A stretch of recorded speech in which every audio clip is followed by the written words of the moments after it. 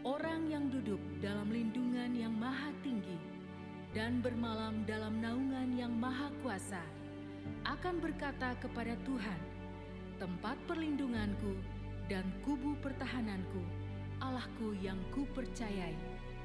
Sungguh, Dialah yang akan melepaskan engkau dari jerat penangkap burung, dari penyakit sampar yang busuk. Dengan kepaknya Ia akan menudungi engkau, di bawah sayapnya engkau akan berlindung.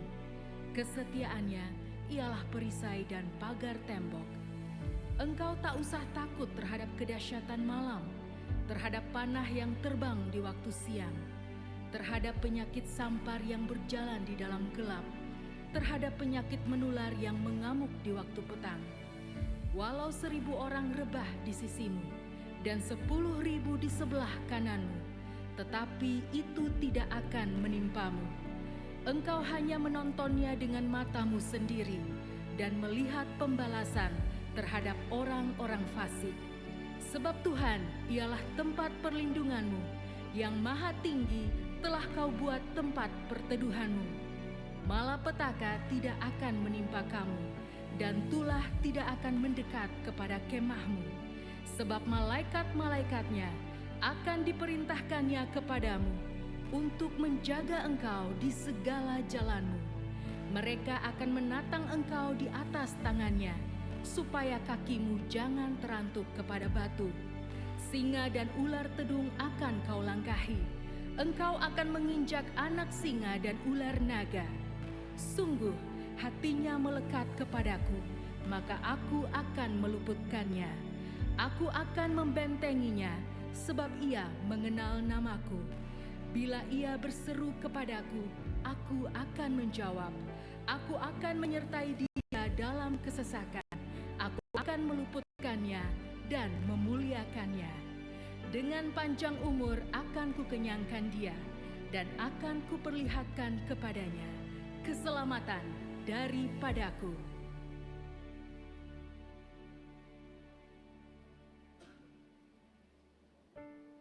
Pentakosta ketiga. Pentakosta ketiga adalah pencurahan Roh Kudus yang dahsyat di zaman ini, melebihi yang terjadi di Azusa Street. Pentakosta ketiga akan mengakibatkan penuaian jiwa yang terbesar dan yang terakhir sebelum Tuhan Yesus datang kembali. Pentakosta ketiga akan membangkitkan generasi Yeremia, yaitu anak-anak muda yang dipenuhi Roh Kudus, cinta mati-matian kepada Tuhan Yesus, tidak kompromi terhadap dosa, dan akan bergerak untuk memenangkan jiwa. Pentakosta ketiga lahir di Indonesia dan bergerak ke bangsa-bangsa. Gerakan ini dari timur ke barat dan akan kembali ke Yerusalem. Pentakosta ketiga akan memberikan kuasa untuk menyelesaikan amanat agung, dan setelah itu Tuhan Yesus datang kembali.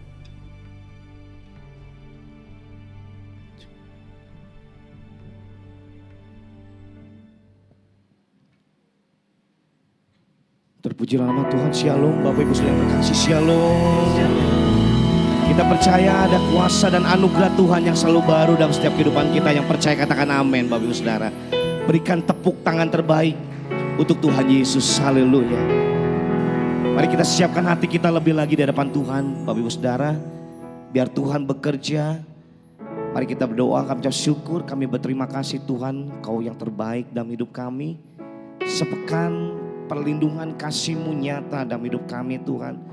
Kami percaya Tuhan, apapun yang terjadi dalam setiap kehidupan kami Tuhan, maupun suka maupun duka Tuhan, kami percaya Tuhan, Kau punya rencana yang baik dalam hidup kami Tuhan Yesus. Terima kasih Tuhan Yesus, kami siap untuk beribadah Tuhan pada hari ini Tuhan. Biarlah nama-Mu yang ditinggikan, biarlah nama-Mu yang dipermuliakan. Terima kasih Tuhan Yesus. Mari Bapak Ibu Saudara dengan segenap hati di hadapan Tuhan. Angkat pujian-Mu, angkat sembah-Mu, angkat ucapan terima kasih-Mu, angkat syukur-Mu kepada Tuhan. Sebab Engkau baik, sebab Engkau baik. Kasih-Mu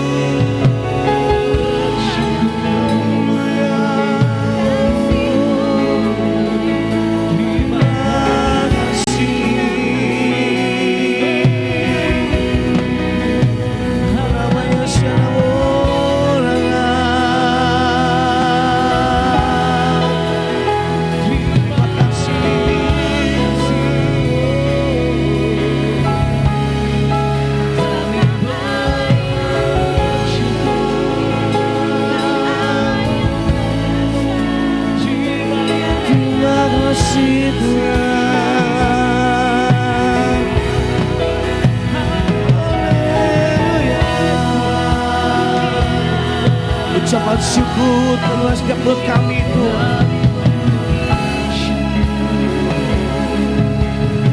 Terima kasih Tuhan Yesus.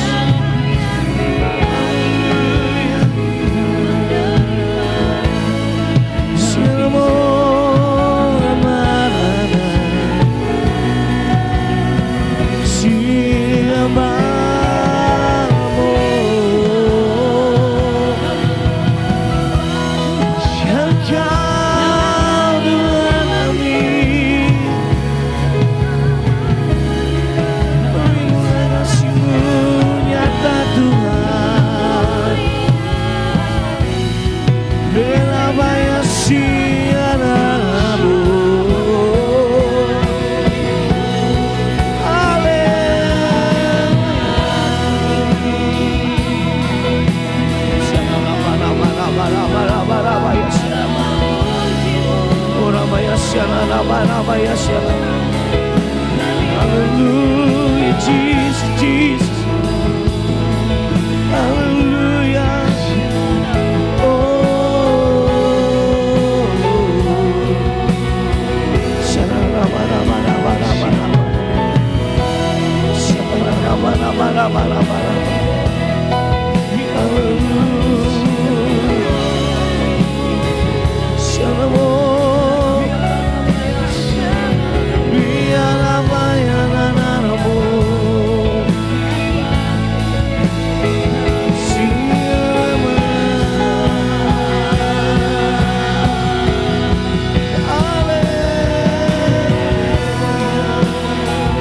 Syukur dan terima kasih kepadamu Tuhan Yesus.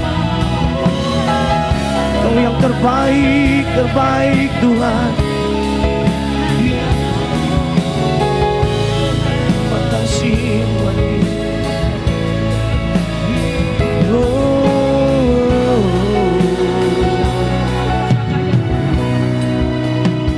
Terima kasih Tuhan. Engkaulah yang terbaik Tuhan. Syukur bagimu Bapa. Hanya Kau yang terbaik dalam hidup kami Tuhan. Sebab kami percaya kami hanyalah milik-Mu di hadapan-Mu Tuhan. Kami ucapkan syukur, ucapkan berkat. Terima kasih kepadamu Tuhan. Kau Allah yang berkuasa. Kami memuji-Mu, kami menyenangkan-Mu. Kaulah Tuhan kami. Terima kasih Tuhan Yesus. Mari bersama katakan, Tuhan Engkau mendengar seruan hatiku dan keluhku tak tersembunyi bagimu. Amin. Katakan dalam kesesakan, dalam kesesakanku,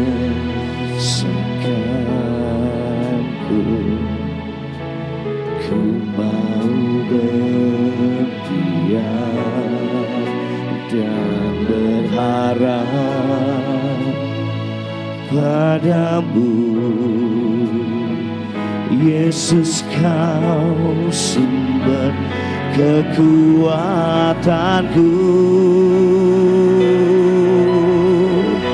Sebab aku ini milikmu,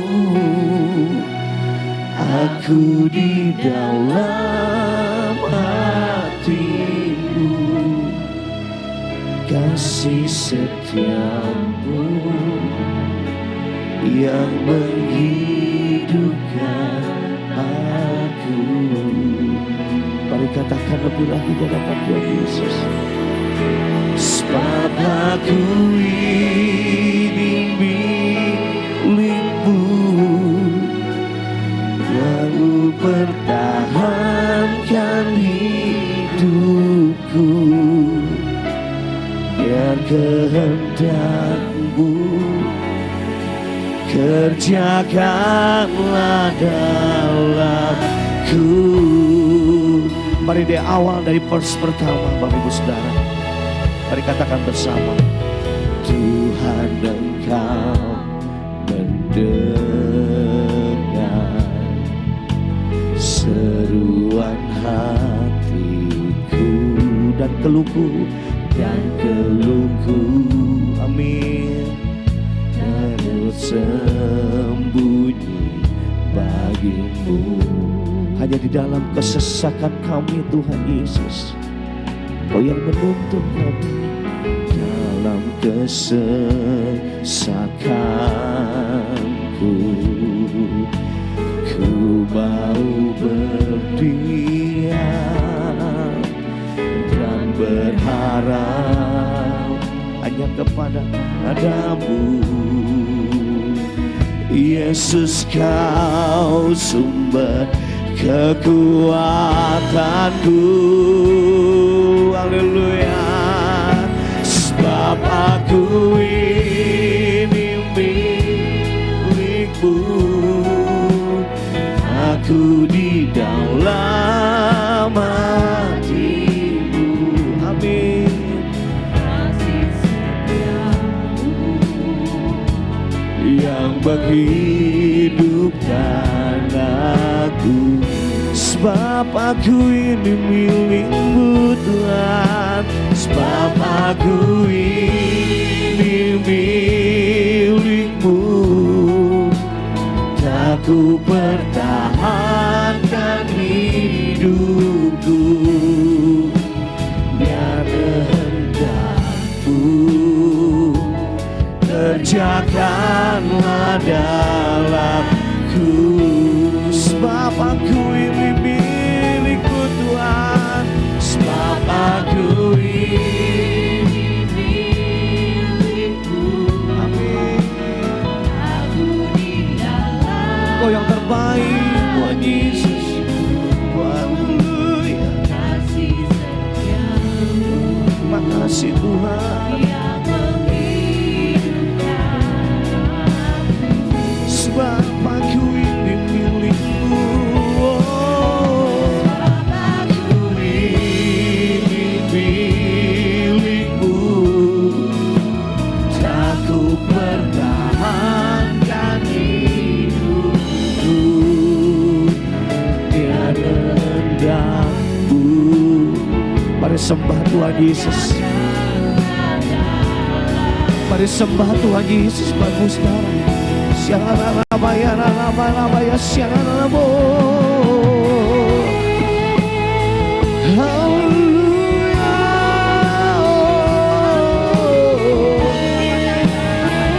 Haleluya. Siangbo.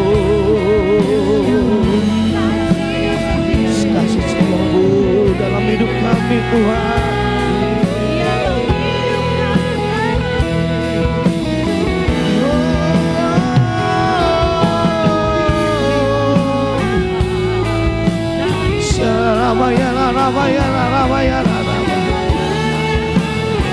Haleluya.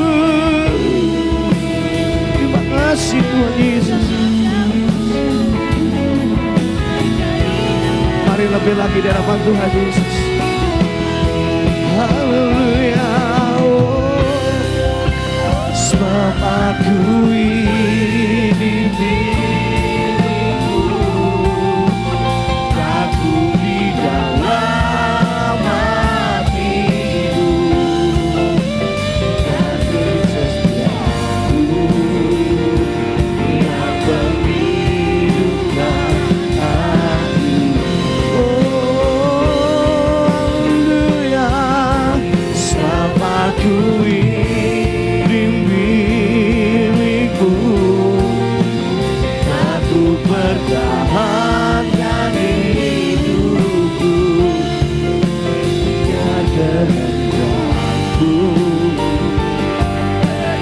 Lebih lagi dapat Tuhan Yesus. Haleluya. Oh, sebab aku ini milikmu, aku di dalam hatimu, kasih setiamu yang menghidupkan aku. Sebab aku ini milikmu, sebab aku ini milikmu, aku pertahankan hidupku biarkan aku kerjakan padamu. Mari jemaat Tuhan sendiri katakan, sebab aku dengan iman, dengan percaya, dengan mengasihi Tuhan Yesus. Katakan bahwa aku ini milik-Mu Tuhan. Engkau yang terus berkarya, Engkau yang terus berkehendak dalam hidup kami, Engkau yang terus berdaulat atas hidup kami Tuhan Yesus. Karena aku bukan milik siapapun, tapi hanya milik Kau Tuhan Yesus. Dia yang terbaik Bapak Ibu Saudara. Biarkan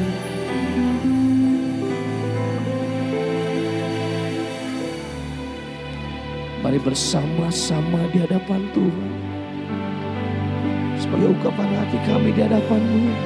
Sebab aku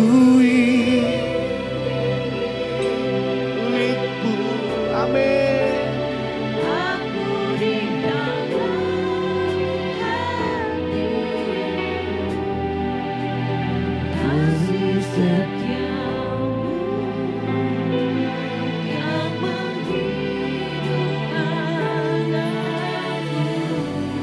Sebab aku ini milik-Mu Tuhan.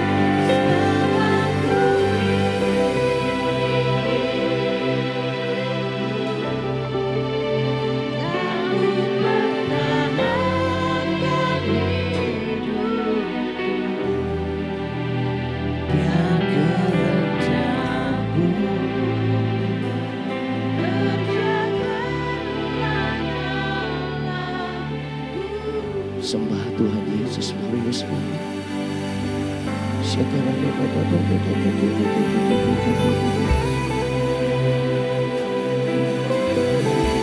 Terima kasih Tuhan Yesus.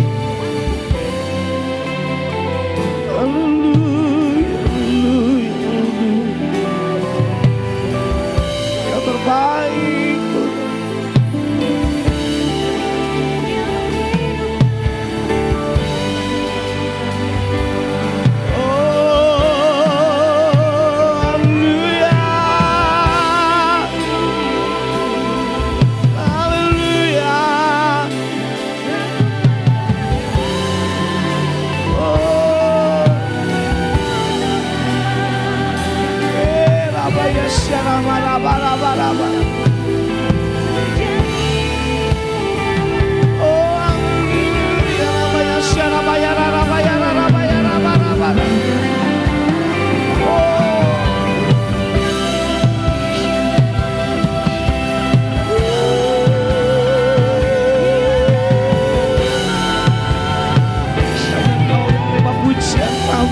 Tuhan Yesus. Haleluya, haleluya.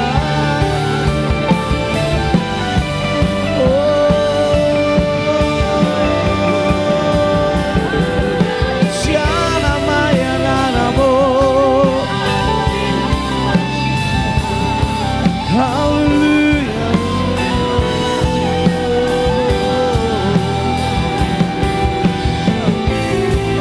Terima kasih Tuhan. Haleluya.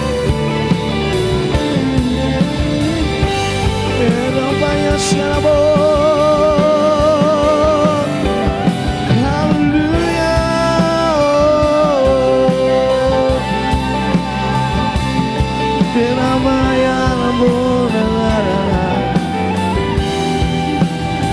Terima kasih ya. Siarararararara. Oh namanya siarabo. Siarararararara siarabo.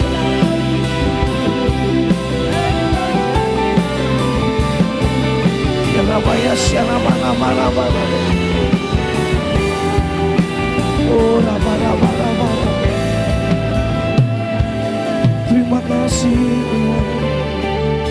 Mari sekali lagi di hadapan Tuhan Yesus, angkat tanganmu di hadapan Tuhan, katakan, sebab aku ini milikmu,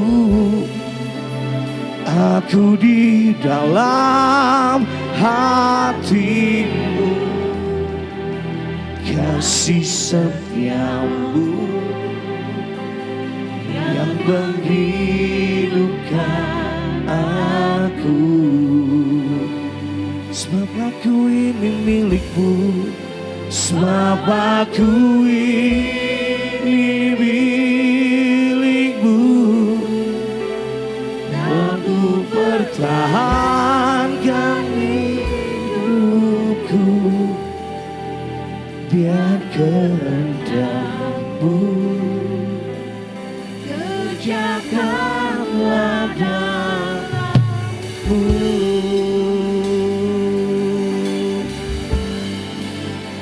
Hanya bagimu kemuliaan, hanya bagimu pujian, ku kagum dan sembah padamu, Bapakku cari wajahmu, hanya bagimu kemuliaan, Bapa, bagimu pujian, ini ku sembah namamu yang ku cinta. Hanya bagimu, hanya bagimu kemuliaan. Mari saya undang kita untuk dapat bangkit berdiri di hadapan Tuhan Yesus. Amin. Haleluya. Amin. Bapakku cari wajahmu, hanya bagimu kemuliaan, hanya bagimu pujian, kini ku sembah Bapakku yang ku cinta, kini ku sembah Engkau Tuhan, kini ku sembah Bapakku yang ku cinta. Katakan kini ku sembah, kini ku sembah Bapakku yang ku cinta. Berikan tepuk tangan yang terbaik, solatkan haleluya. Terbaik Tuhan, hanya bagimu kemuliaan, hanya bagimu pujian. Engkaulah kekuatan dalam setiap kehidupan kami. Engkaulah perisai hidup kami Tuhan. Kami percaya Tuhan, hanya bagimu pujian, hormat, kemuliaan. Di dalam nama Tuhan Yesus, umat yang percaya berkemenangan semua katakan amin. Tepuk tangan Bapak Ibu Saudara untuk Tuhan Yesus. Haleluya. Allah yang kita sembah, Allah yang ajaib dalam setiap kehidupan kita. Yang percaya katakan amin. Sekali lagi tepuk tangan untuk Tuhan Yesus. Haleluya. Terima kasih Tuhan, Kau yang terbaik dalam hidup kami Tuhan Yesus. Mari kita nyanyikan lagu ini di hadapan Tuhan Yesus. Haleluya.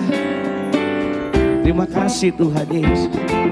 Oh, oh. Mari bersama katakan, yes.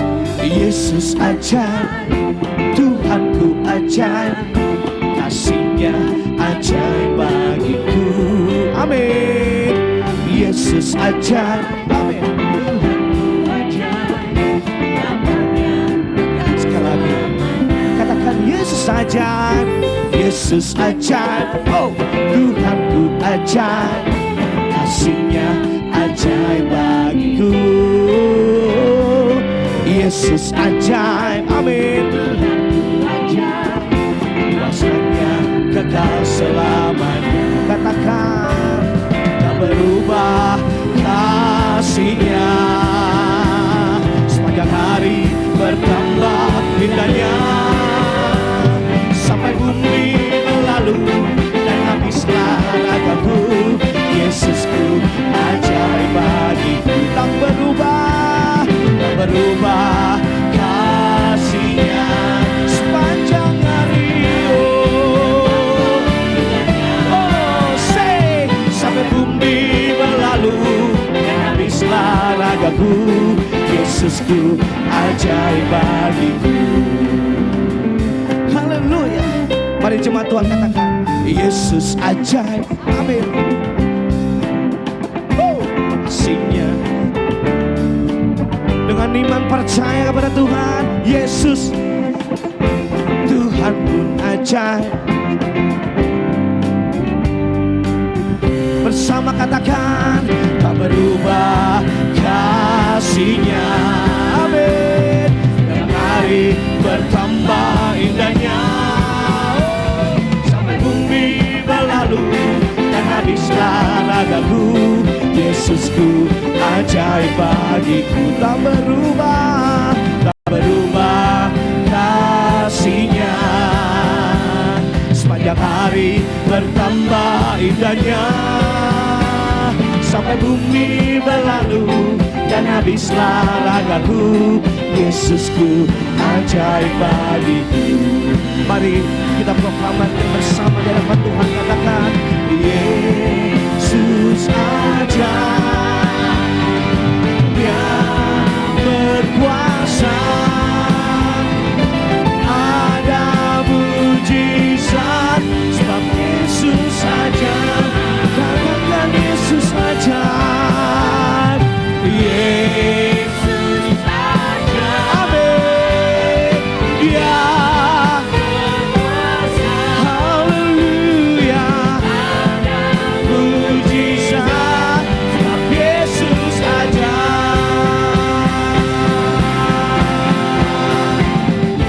Haleluya. Sebab Kaulah ajaib dalam hidup kami Tuhan. Kekuatan kasih-Mu nyata dalam hidup kami Tuhan Yesus. Mujizat yang diperbuat berhasil dalam setiap kehidupan kami. Haleluya. Oh, katakan sekali, Yesus ajaib, Dia berkuasa, ada mujizat, sebab Yesus ajaib. Mari katakan, tak berubah kasih-Nya, amin. Setiap hari bertambah indahnya, sampai bumi berlalu dan habislah ragaku. Yesusku ajaib. Mari jemaat Tuhan sendiri katakan, tak berubah.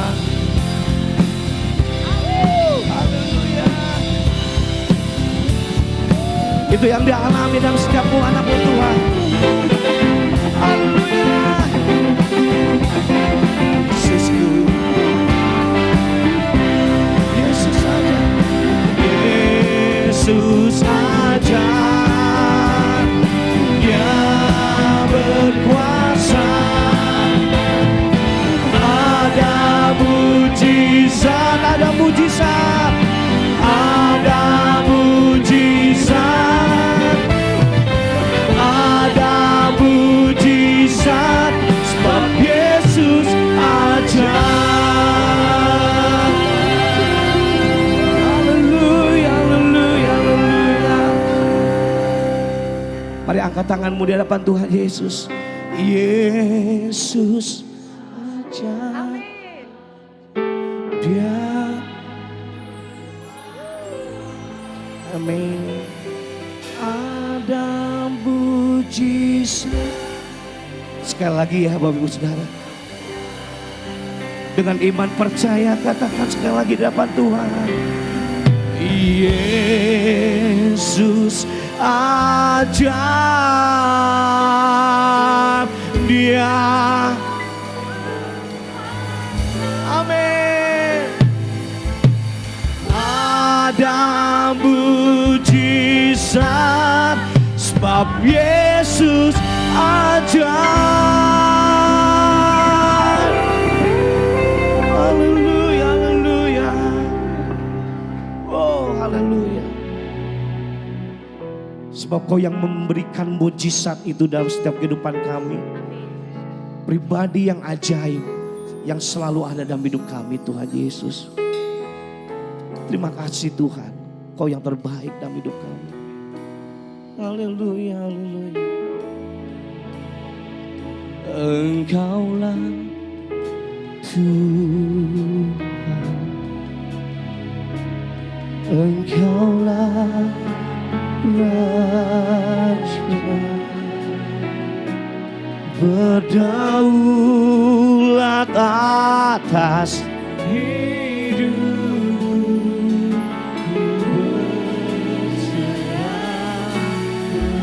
Engkaulah Tuhan, Engkaulah Tuhan, hanya Engkaulah Raja atas hidup kami.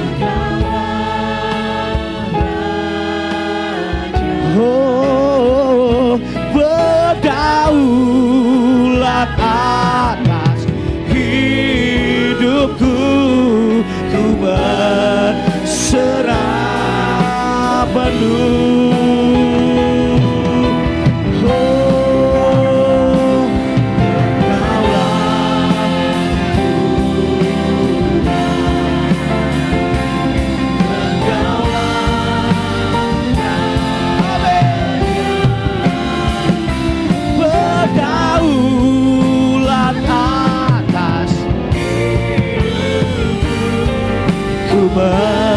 Berserah, Engkaulah Tuhan, Engkau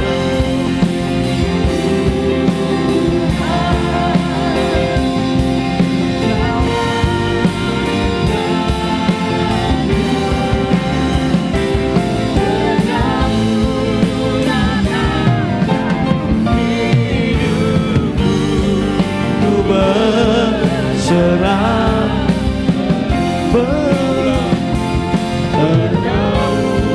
Berdaulat atas hidupku, ku berserah. Berdaulat atas hidupku, ku berserah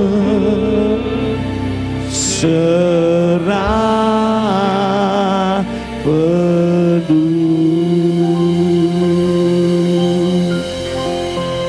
Haleluya, haleluya.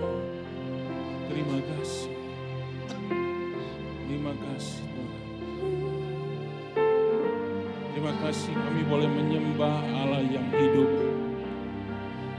Kami boleh mengenal Allah yang mengasihi kami. Terima kasih untuk semua kebaikan Tuhan, anugerah Tuhan, pertolongan Tuhan di dalam kehidupan kami. 1 minggu lamanya kami boleh melihat penyertaan Tuhan. Kami boleh mengalami pertolongan dari Tuhan, perlindungan anugerah-Mu, segala kebaikan-Mu di dalam kehidupan kami. Terima kasih. Terima kasih kalau hari ini kami boleh ada di rumah-Mu, bersama-sama dengan saudara-saudara kami boleh menyembah Tuhan, kami boleh memuji, kami boleh beribadah kepada-Mu ya Tuhan. Biarlah ibadah kami berkenan di hadapan Tuhan, dan setiap pujian penyembahan kami menyenangkan hati-Mu ya Bapa. Tuhan berkati umat-Mu berlimpah-limpah, Tuhan juga berkati hamba-hambamu yang sudah melayani berlimpah-limpah. Sekarang kami mau belajar kebenaran firman Tuhan. Kiranya Roh Kudus sendiri yang berbicara kepada setiap hamba-Mu Tuhan.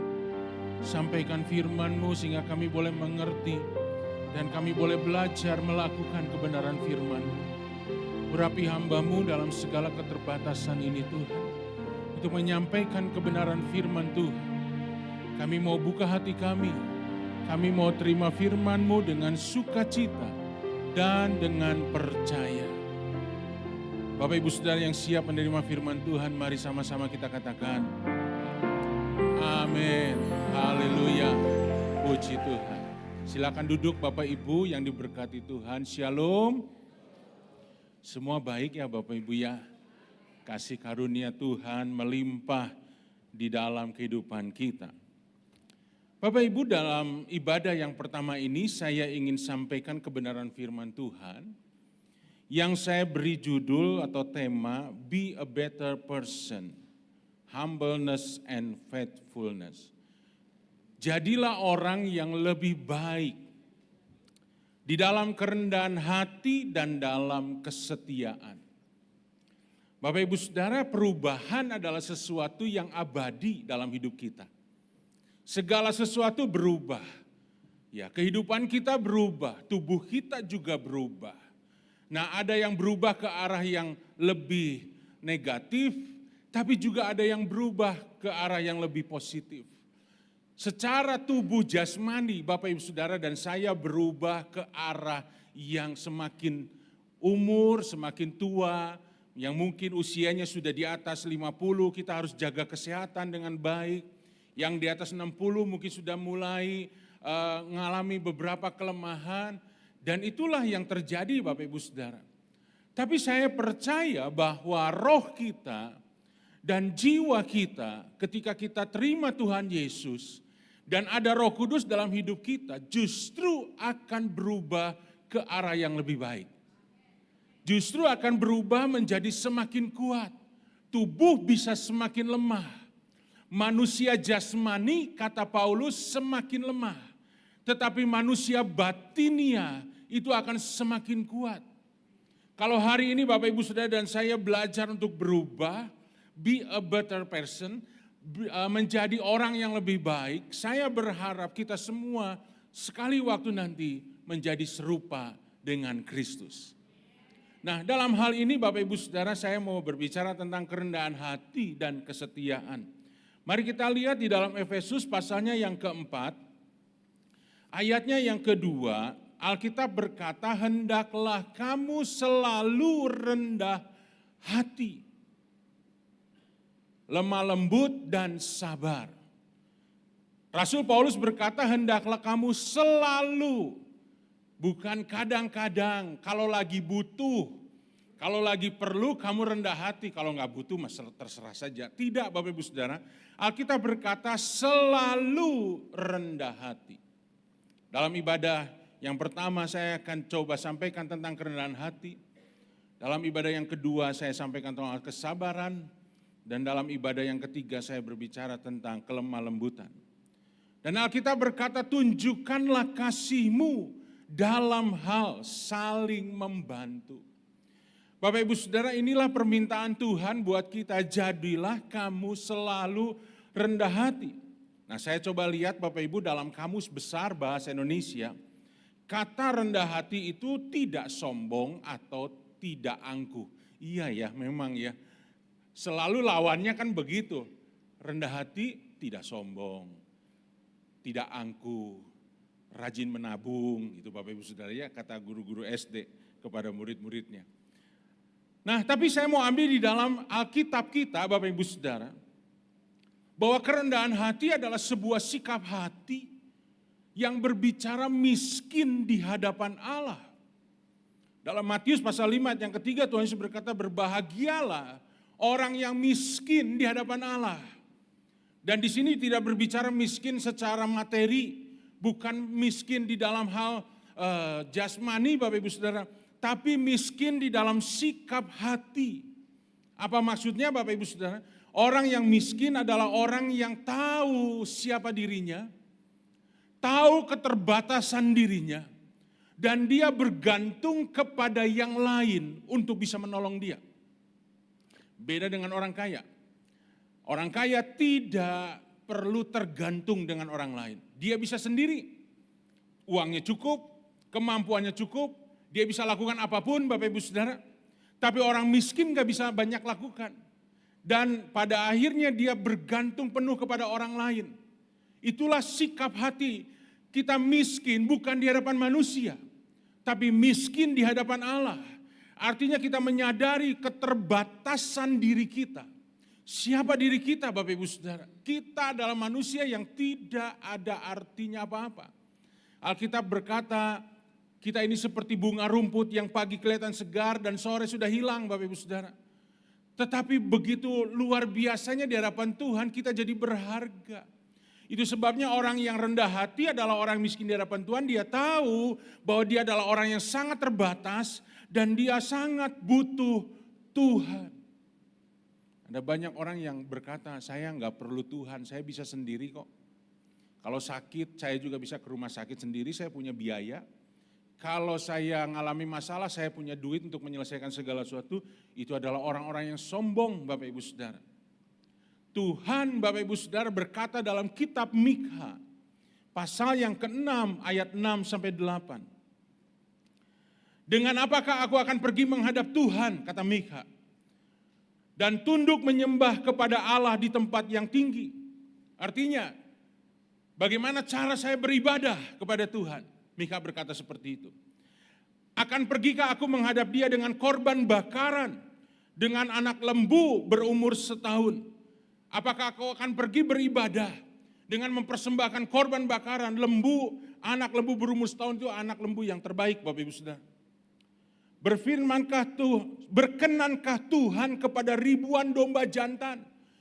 Oh bayangkan Bapak Ibu Saudara, kalau ada orang yang datang kepada Tuhan beribadah dengan mempersembahkan ribuan domba jantan.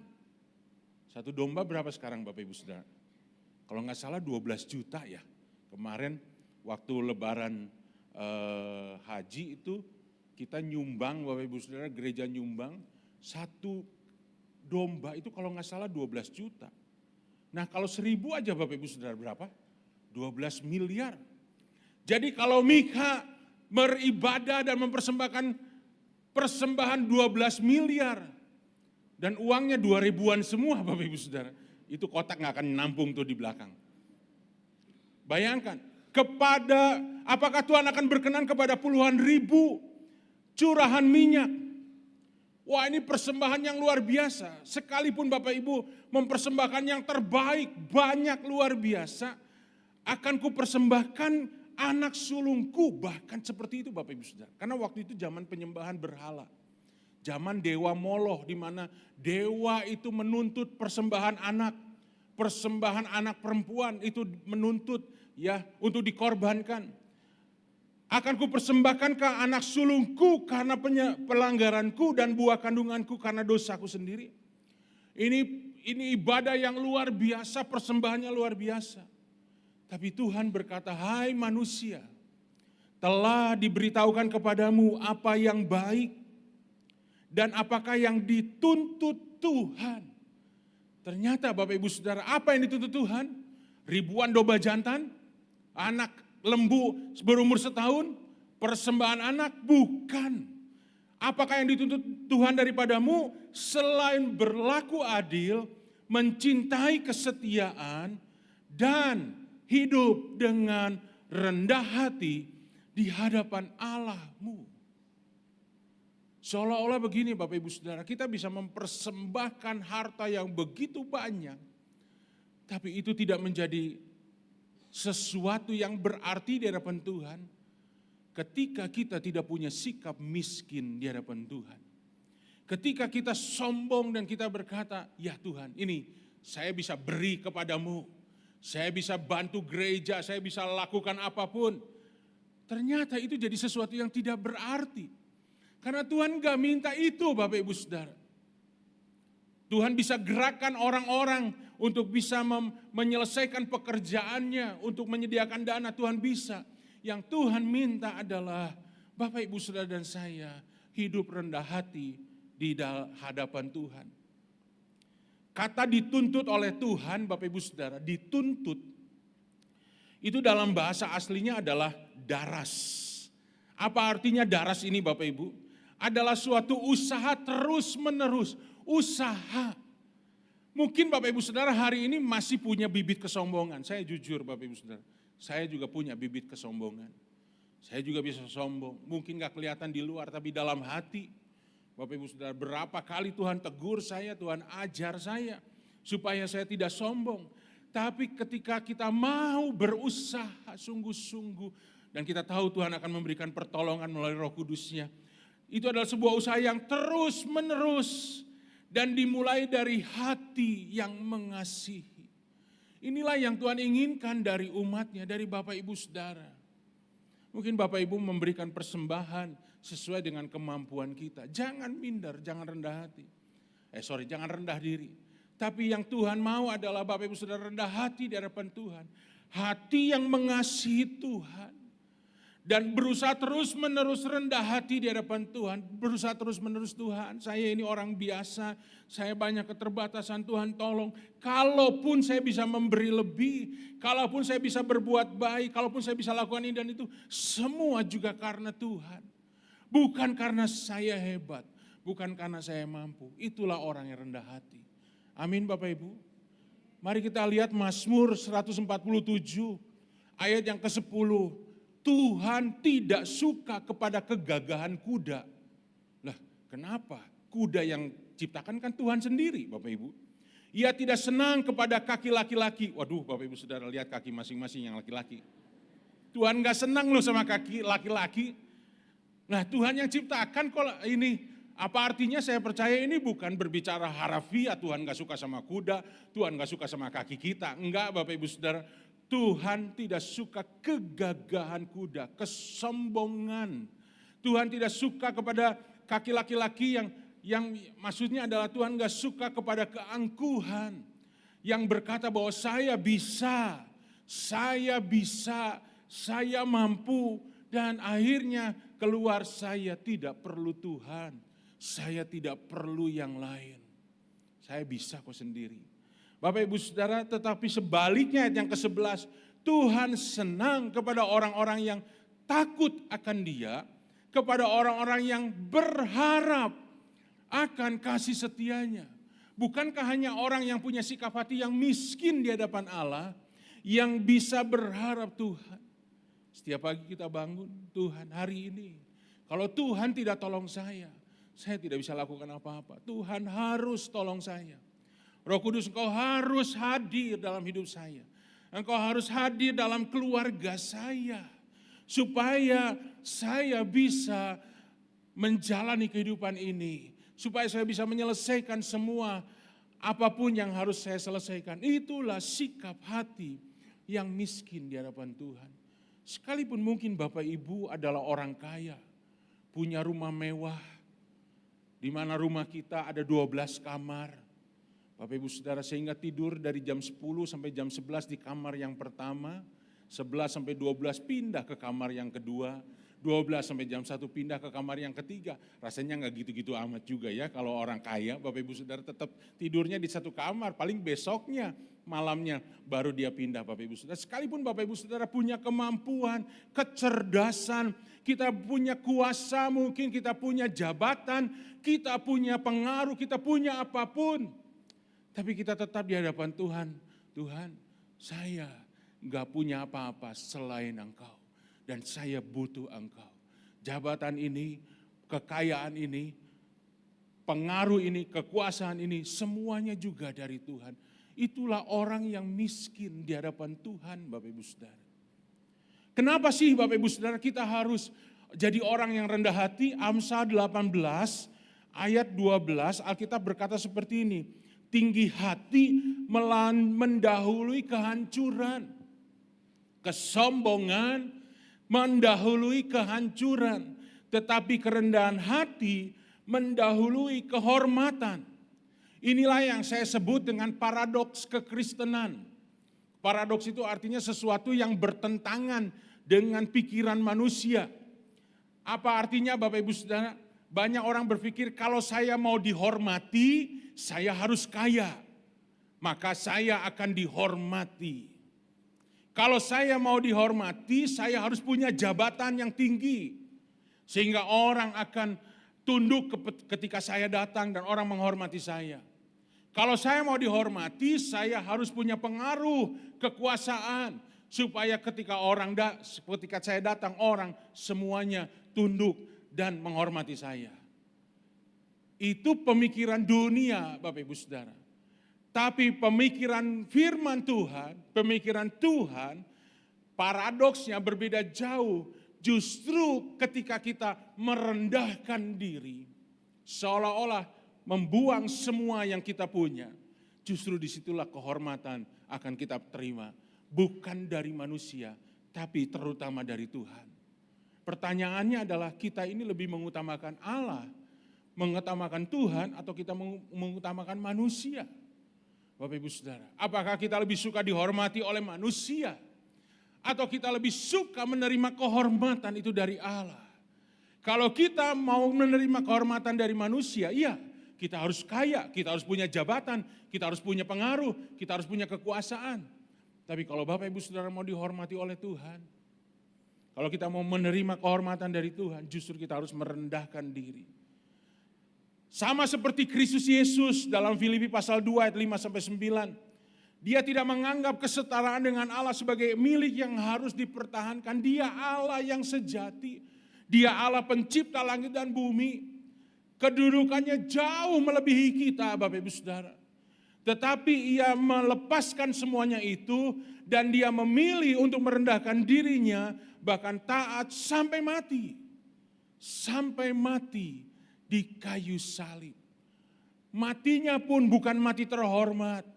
Disembayangin di rumah duka di Nana Rohana 5 hari 5 malam Bapak Ibu Saudara. Kemudian dikubur di sebuah kuburan yang begitu mewah. Ya Bapak Ibu Saudara di San Diego sana. Enggak Bapak Ibu Saudara, Yesus mati di kayu salib dalam keadaan dipermalukan, disiksa luar biasa, ditinggalkan oleh Bapa. Dia masuk ke kubur pun bukan kuburnya sendiri, cuman pinjam. Kenapa? Ngapain cuman 3 hari mesti beli kuburan sendiri Bapak Ibu Saudara. Kalau yang selama-lamanya dikubur ya belilah kuburan. Yang cuma 3 hari pinjam aja. Toh yang hari ketiga juga dia bangkit Bapak Ibu. Nah, itu sebabnya ketika Yesus merendahkan dirinya Bapak Ibu Saudara, dia ditinggikan oleh Bapa dengan hal yang luar biasa, bahkan namanya dikaruniakan sebagai nama di atas segala nama. Yesus menjadi pokok keselamatan bagi seluruh umat manusia. Bapak Ibu Saudara mau pilih yang mana? Ketika kita mau dihormati oleh manusia, belum tentu kita dihormati oleh Tuhan. Tapi ketika kita memilih kehormatan dari Allah, maka Allah akan mengaruniakan segala sesuatunya. Dan kita akan berdiri untuk jadi berkat bagi banyak orang.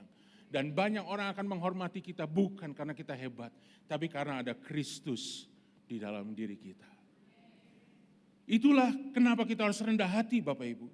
Yang kedua, kenapa kita harus rendah hati? Mazmur pasal 25 ayat yang ke-9.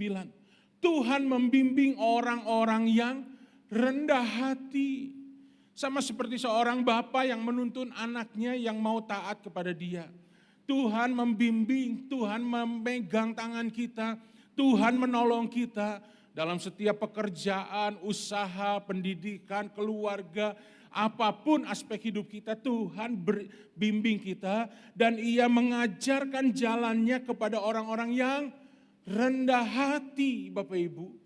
Hanya orang yang rendah hati yang bisa dituntun oleh firman Tuhan. Kalau sombong dan berkata saya bisa, maka nggak mungkin itu bisa dituntun oleh Tuhan. Orang yang rendah hati kenapa bisa dituntun? Karena dia bisa melihat dirinya sendiri, siapa dirinya sendiri. Dan dia bisa melihat dirinya sebagaimana adanya dan mampu melihat keterbatasan dirinya sendiri. Dan sebaliknya Bapak Ibu Saudara, kalau orang yang sombong akan menganggap dirinya benar, selalu benar, dan paling benar. Ini khotbah bagus buat dia. Minggu depan kita datang lagi. Wah, ini khotbah luar biasa. Buat si bapak yang itu tuh. Tepat sekali buat si bapak itu. Ini khotbah yang bagus.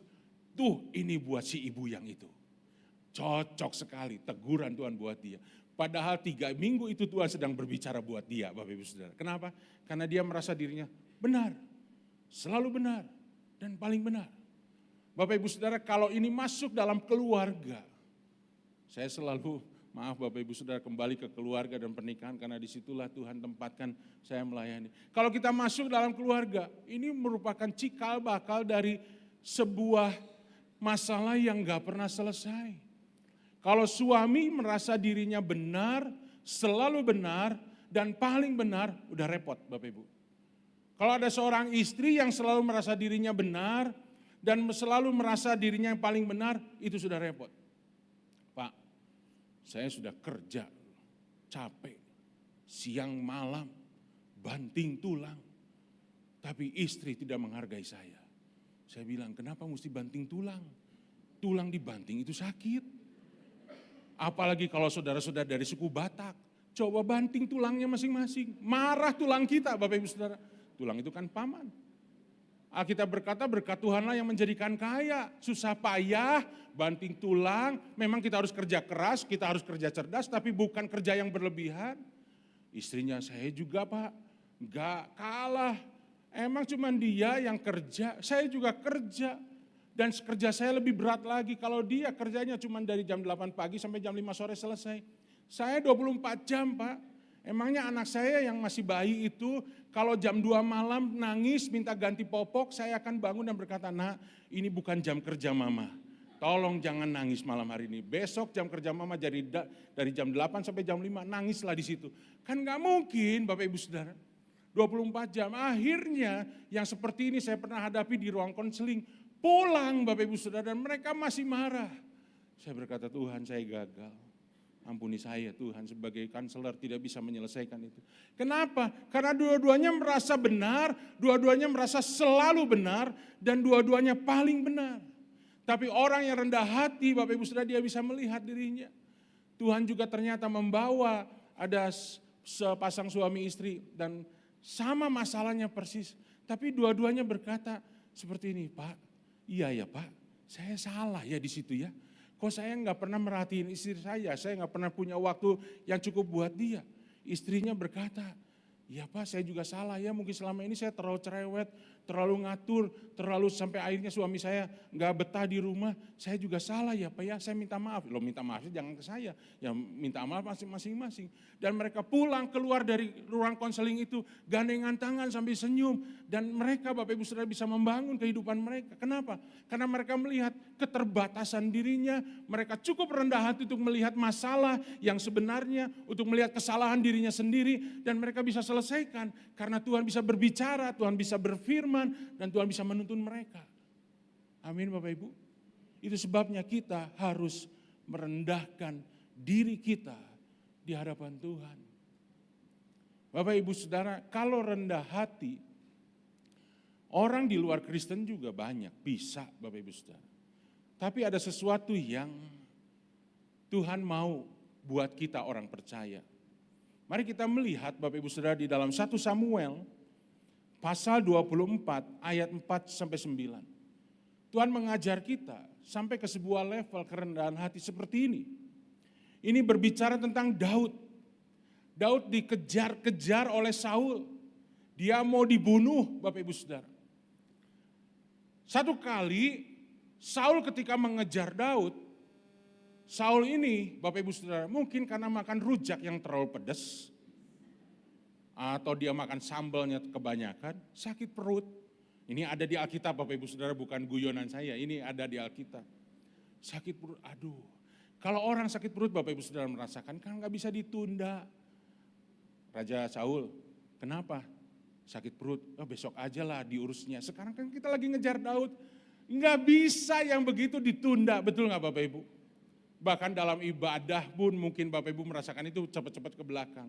Sama, di sana ada gua, Alkitab berkata, dan Saul masuk ke dalamnya untuk membuang hajat. Ngerti ya Bapak Ibu? Kan Alkitab sendiri yang berkata, membuang hajat itu apa? Tetapi Daud dan orang-orangnya ternyata duduk di bagian belakang gua itu. Jadi Saul Bapak Ibu Saudara, aduh udah gak tahan. Dia masuk ke gua. Nah untuk urusan ini sekalipun dia raja, kan gak ditemani sama pan-pampresnya Bapak Ibu Saudara ya. Sama ajudannya, raja kita kawal ya, enak aja kamu nanti. Kan itu etikanya enggak, ya raja sendirian loh Bapak Ibu. Sekalipun dia raja yang model begini kan gak ditemani, dia sendirian. Masuk ke gua itu gak sadar, Daud ada di belakang sama pasukannya. Lalu berkatalah orang-orang kepada Daud, telah tiba hari yang dikatakan Tuhan kepadamu. Sesungguhnya aku menyerahkan musuhmu ke dalam tanganmu. Wah, prajurit-prajurit musuh, prajurit-prajurit Daud mendukung Daud. Daud, ini hari yang dinanti-nantikan. Tuhan menyerahkan, gak usah susah-susah. Lihat tuh Raja Saul lagi urusannya lagi begitu, lagi ngeden, kan dia nggak mikir yang lain. Dari belakang tinggal zrep aja, udah beres masalahmu dan engkau akan jadi raja. Nggak lagi dikejar-kejar. Selesaikan masalah. Bapak Ibu Saudara kan banyak berpikir seperti itu. Ini hari yang Tuhan beri. Padahal belum tentu Bapak Ibu Saudara. Seringkali kita pakai cara kita sendiri. Apa yang dilakukan oleh Daud? Maka Daud bangun. Lalu memotong punca jubah Saul. Punca jubah itu ujungnya jubah. Kalau raja itu pakai jubah Bapak Ibu Saudara. Nah ujungnya dipotong dengan diam-diam. Lihat di gambarnya Bapak Ibu Saudara. Kemudian bangunlah Daud dan ia keluar dari dalam gua itu setelah Saul keluar. Menyelesaikan semua masalahnya. Dia keluar, Daud juga keluar dan berkata, Tuanku Raja. Aku sebetulnya punya kesempatan untuk bunuh kamu tapi aku tidak lakukan. Saul menoleh ke belakang lalu Daud berlutut di depan orang yang sedang mengejar dia. Di depan mertuanya sendiri yang sedang mau bunuh dia. Dia berlutut dengan mukanya ke tanah dan sujud menyembah. Bapak Ibu, kenapa Tuhan memilih Daud jadi seorang yang berkenan di hadapan Tuhan? Enggak ada yang lain Bapak Ibu Saudara. Yang Tuhan katakan ini, cuman dua pribadi. Yang pertama Daud, yang kedua Tuhan Yesus. Inilah orang yang kukasihi, yang kepadanya lah hatiku berkenan. Cuman dua ini Bapak Ibu Saudara. Kenapa Daud? Karena Daud berani melepaskan haknya. Dia sebetulnya sudah diurapi oleh Samuel jadi raja. Dia harusnya jadi raja Bapak Ibu Saudara. Tapi dikejar-kejar oleh Saul yang adalah mertuanya sendiri. Yang jadi raja yang sudah ditolak oleh Tuhan. Sebetulnya punya alasan Daud dia bunuh Saul dan Saul juga kan sudah ditolak sama Tuhan. Bisa Bapak Ibu Saudara. Tapi Daud punya kerendahan hati untuk melepaskan haknya semuanya itu. Dan dia mengutamakan Tuhan. Saya gak berani untuk mengganggu orang yang diurapi. Itu perkataan Daud. Dan itu menyebabkan salah satunya adalah dia berkenan di hadapan Tuhan. Bapak Ibu Saudara, mungkin kita bisa balas, mungkin kita bisa lakukan apapun, mungkin kita bisa pakai segala situasi, segala kemampuan kita Bapak Ibu Saudara, tapi ketika kita belajar melepaskan hak, kita jadi rendah hati. Yang penting orang itu diberkati, yang penting orang itu bisa dijamah oleh Tuhan, enggak apa-apa. Yang penting Tuhan itu yang diutamakan, itulah sikap kerendahan hati. Bahkan ketika Daud sudah jadi raja, dan dia sudah jadi raja yang besar, dihormati oleh orang Israel. Dan satu kali dia berdosa ketika dia mengambil istri Uria. Dia berdosa dengan Betsheba, dia berzina dengan Betsheba.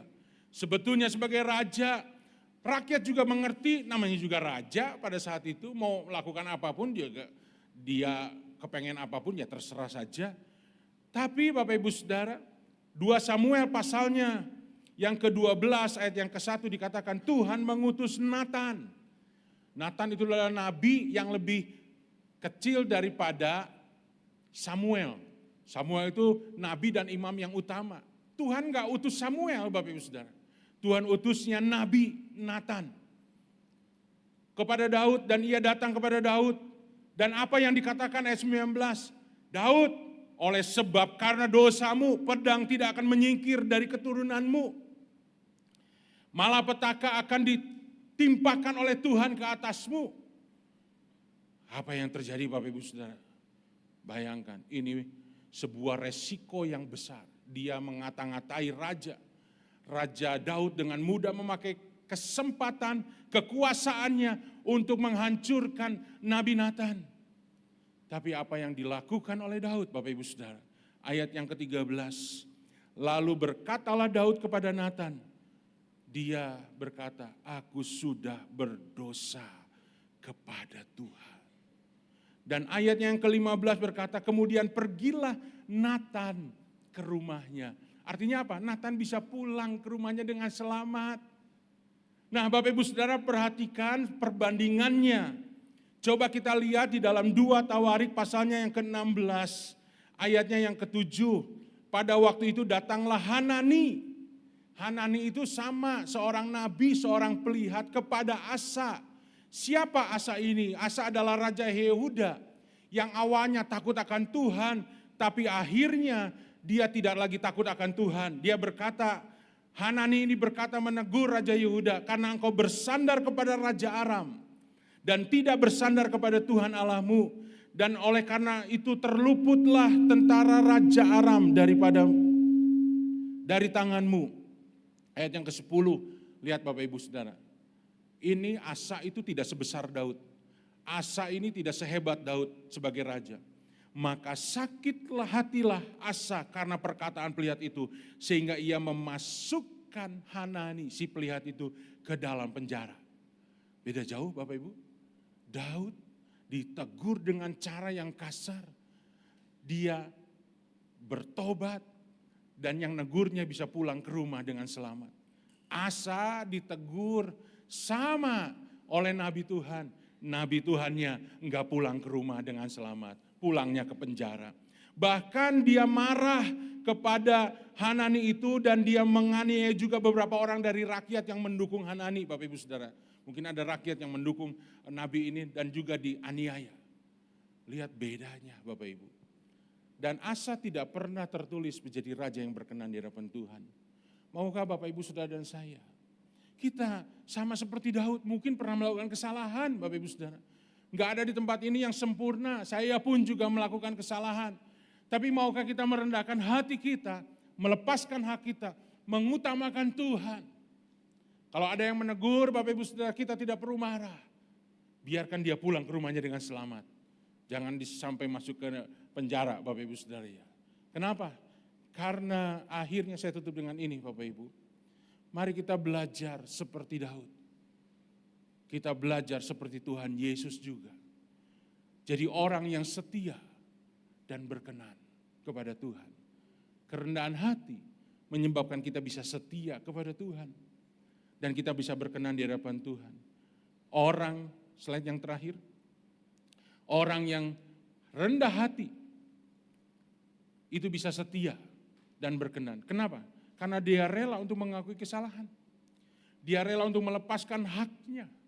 Dia rela untuk mengutamakan Tuhan, rela diajar. Dan akhirnya dia menjadi setia dan berkenan. Sebuah tantangan dari Alkitab sendiri berkata, Amos pasal 20 ayat yang ke-6. Banyak orang menyebut dirinya baik hati. Saya percaya di tempat ini banyak yang baik hati. Banyak yang murah hati, banyak yang baik hati. Tetapi Alkitab berkata, orang yang setia, siapakah yang menemukannya? Dan saya berharap bahwa Tuhan akan menemukan orang yang setia di antara Bapak Ibu Saudara di tempat ini. Mari kita berdoa di hadapan Tuhan. Tuhan Yesus, terima kasih karena anugerah-Mu, karena kasih karunia-Mu kami boleh diselamatkan. Kami boleh mengalami perubahan di dalam kehidupan kami. Menjadi manusia baru, menjadi ciptaan yang baru Tuhan. Dan kami boleh menerima semua janji keselamatan. Tapi kami juga sadar bahwa firman-Mu juga mengajar kami. Untuk kami boleh hidup sama seperti Tuhan Yesus hidup.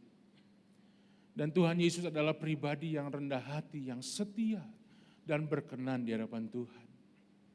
Kami juga mau belajar Tuhan, melepaskan hak sehingga kami boleh punya kerendahan hati di hadapan Tuhan sama seperti Tuhan Yesus. Tidak menganggap kesetaraan dengan Bapa sebagai sebuah milik yang harus dipertahankan. tetapi kami boleh merendahkan hati kami. Kami boleh belajar dari Daud. Kami boleh belajar dari Tuhan Yesus. Dan kami boleh semakin serupa dengan Kristus Tuhan. Dan kami percaya Tuhan Yesus, ketika kami rendah hati, kami boleh melihat Tuhan bekerja di dalam kehidupan kami, dalam keluarga kami, dalam pekerjaan dan usaha kami. Karena kami percaya kerendahan hati mendatangkan kehormatan.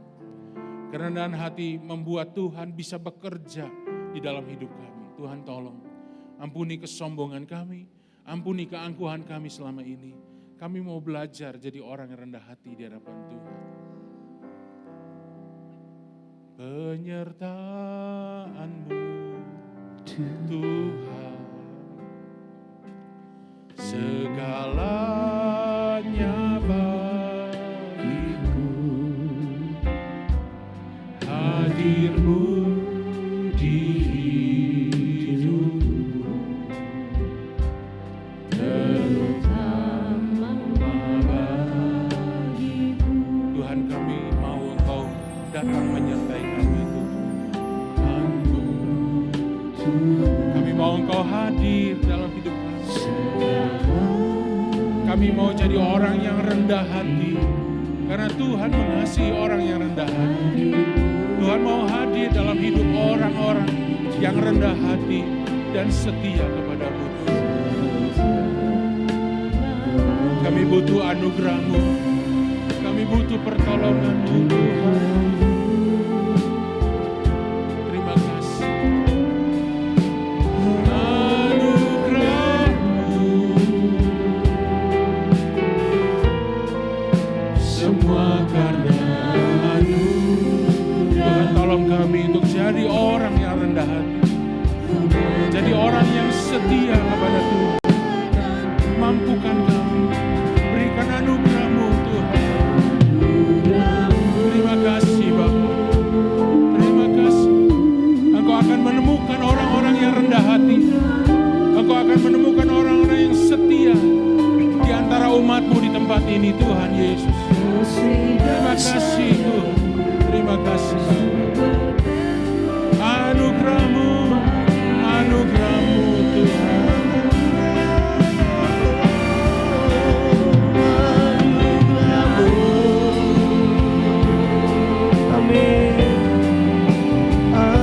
Anugerah-Mu,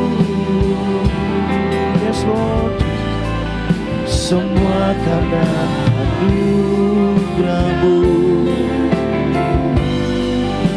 bukan karena kekuatanku.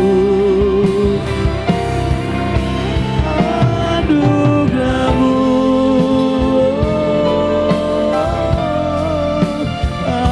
anugerah-Mu Tuhan, kasih dan sayang-Mu sumber kekuatan bagiku.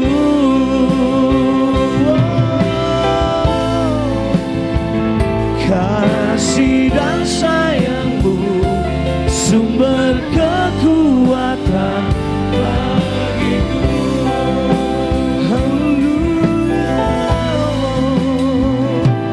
Kasih dan sayang-Mu sumber kekuatan bagiku.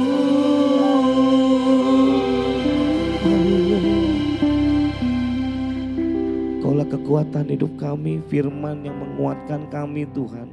Biar itu menjadi benih dalam setiap kehidupan kami, menjadi pelita dalam setiap jalan kami Tuhan. Karena firman-Mu adalah pelita bagi hidup kami, menjadi nakoda dalam setiap kehidupan kami. Kami percaya Tuhan Yesus, setiap benih yang ditaburkan Tuhan tidak akan sia-sia. Kita mengerti, kami mengerti Tuhan, biarlah itu tumbuh subur dalam setiap kehidupan kami, menjadi pelaku-pelaku firman-Mu di akhir zaman ini. Terima kasih Tuhan, Kau berkati Pak Budi Mulyono dalam pelayanannya, dalam keluarganya Tuhan Yesus. Kau limpahkan lebih lagi Tuhan Yesus. Kami semua yang telah diberkati oleh firman-Mu yang menguatkan kami. Terima kasih Tuhan, hanya di dalam nama Tuhan Yesus umat percaya, umat berkemenangan semua katakan. Berikan sekali lagi tepuk tangan Bapak Ibu Saudara untuk Tuhan Yesus. Haleluya, haleluya, haleluya. Ingat saya bertanya, apakah ada yang pertama kali hadir Bapak Ibu Saudara di tempat ini? Bukan pindah di cabang lain, apakah ada? Mungkin puji nama Tuhan. Ada saudara kita di depan. Selamat datang di GBI Regency yang pertama. Kita percaya banyak kursi-kursi kosong yang tersedia. Mari kita bawa saudara kita umat Tuhan untuk selalu kita beribadah.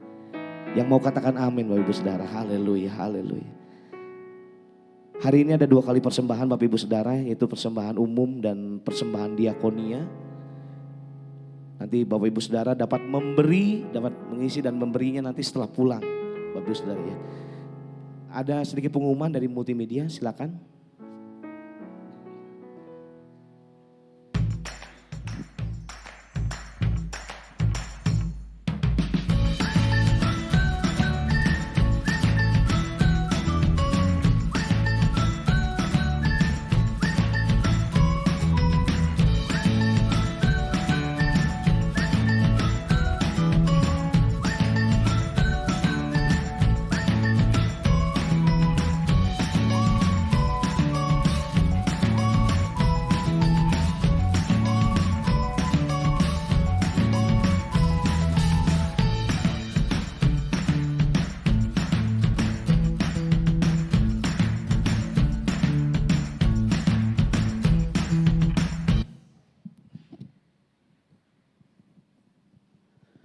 Ya, selalu Bapak Ibu, ya Bapak Ibu bisa ingatkan ya untuk anak-anaknya untuk acara ini ya, nanti tanggal 28. Mari saya undang kita bangkit berdiri bersama-sama, kita akan akhiri ibadah kita pagi hari ini. Kami bersyukur buat kebaikan-Mu.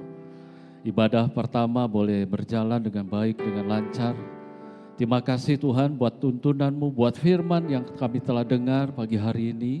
Terima kasih buat segala nasihat, bahkan mungkin ada teguran yang kami terima pagi hari ini. Kami bersyukur untuk semuanya karena Engkau baik.